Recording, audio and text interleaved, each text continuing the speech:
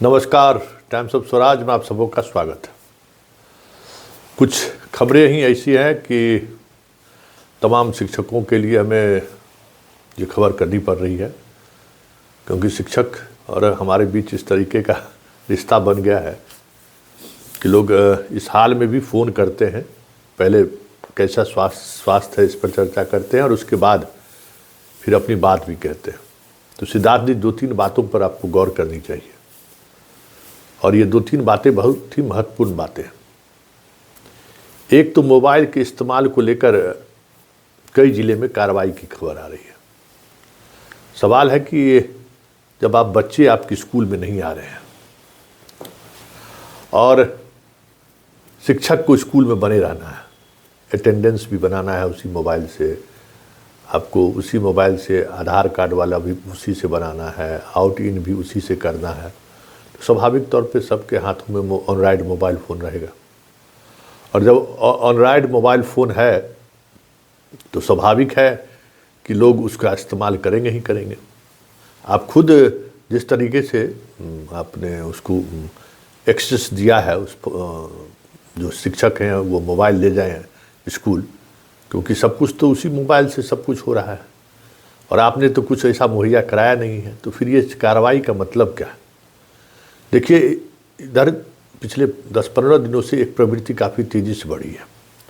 आपके जो लोग हैं वो अब अचानक कार्रवाई करने की तेज़ी दिखानी शुरू कर दी है। अब मध्याह्न भोजन अधिकांश जगहों पर बंद है और उसको लेकर भी दबाव में है।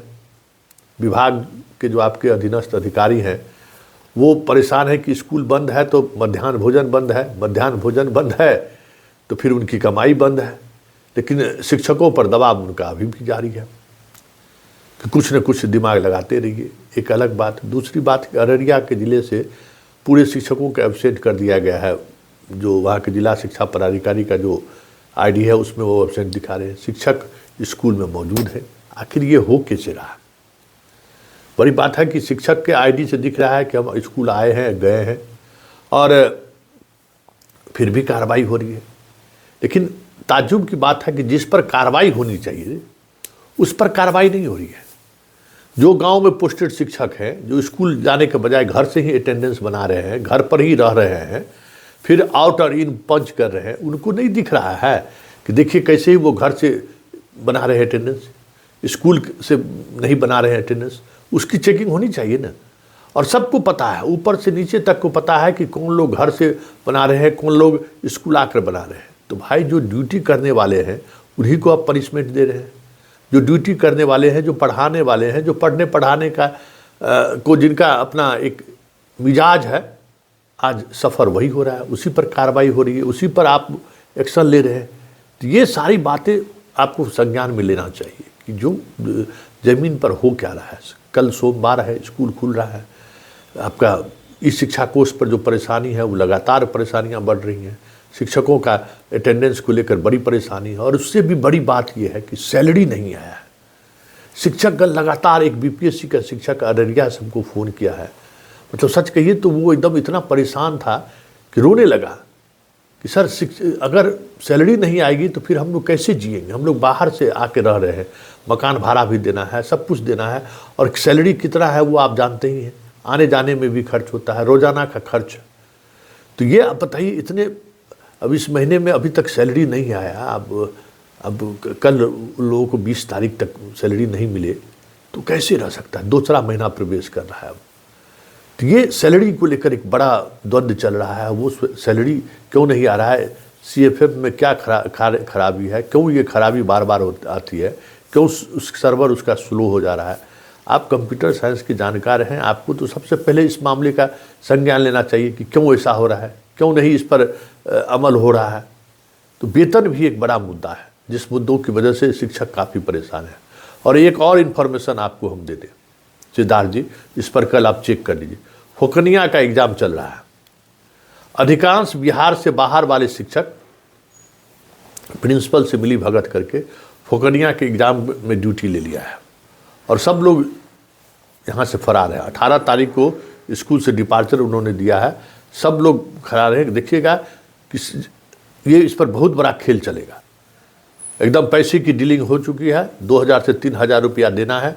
जब तक फोकेनिया का एग्ज़ाम होगा वो अपनी स्कूल नहीं जाएंगे, तब तक अपना यूपी में वो अपना घर पे रहेंगे। तो ज़रा ऐसे शिक्षकों के मोबाइल का लोकेशन लेकर भी देखा जा सकता है, क्योंकि हर किसी शिक्षक का मोबाइल का लोकेशन, मोबाइल आपके पास है, आप उसको एक्सेस कर सकते हैं कि कहाँ है नहीं है। ये खेल हो रहा है कि ड्यूटी नहीं करने का जो खेल है ना, वो ज़बरदस्त खेल चल रहा है अभी भी। और इस पर कार्रवाई हो, हमें लगता है कि इस पर उतना ध्यान नहीं दिया जा रहा है। जो पढ़ने पढ़ाने वाले हैं उसी पर कार्रवाई हो रही है, और जो फ्रेंच रहने वाला है, जो भाग रहा है, उस पर कार्रवाई नहीं हो रही है।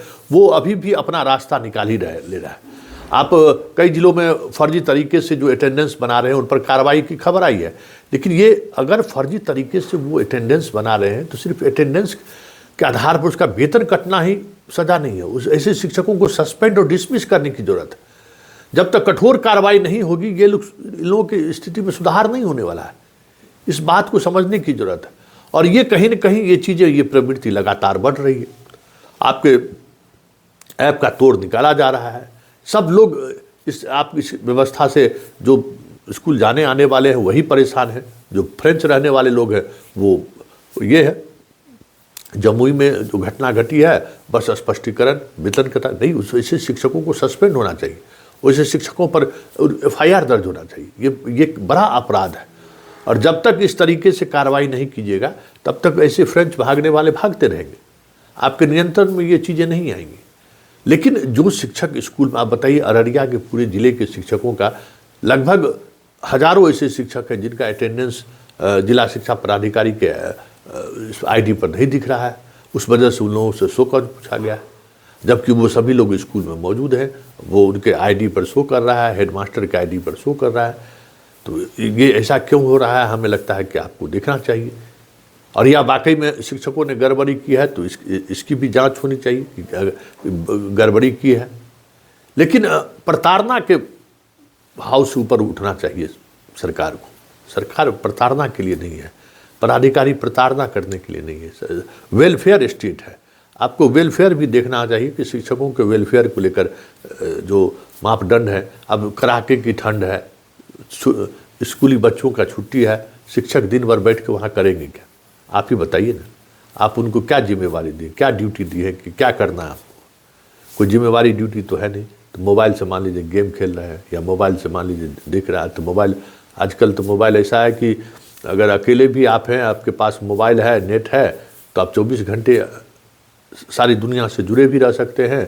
24 घंटे अपने इंटरटेनमेंट के अनुसार मोबाइल को देख भी सकते हैं, मोबाइल के सहारे चीज़ों को साध भी सकते हैं। तो ये सारी चीज़ें समझनी होगी। लेकिन अब मोबाइल, अरे मोबाइल के सहारे ही तो सब चीज़ आपका चल रहा है, उस पर कार्रवाई कर दे रहे हैं। तो इन प्रवृत्ति से हमें लगता है सिद्धार्थ जी बचना चाहिए।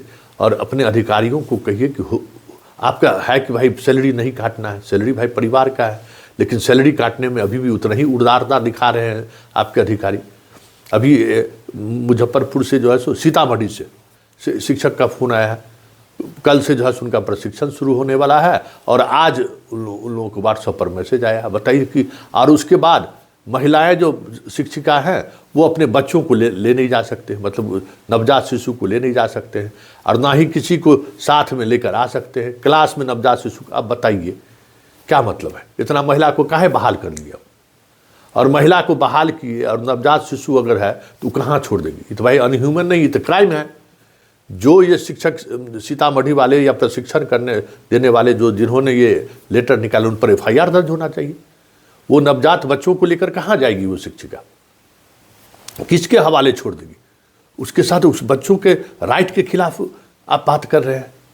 उस बच्चों का राइट है कि माँ के साथ रहे, माँ का दूध पिए, ठीक है, वो क्लास के दौरान जो है सो, लेकिन साथ जाने की अनुमति क्यों नहीं देंगे?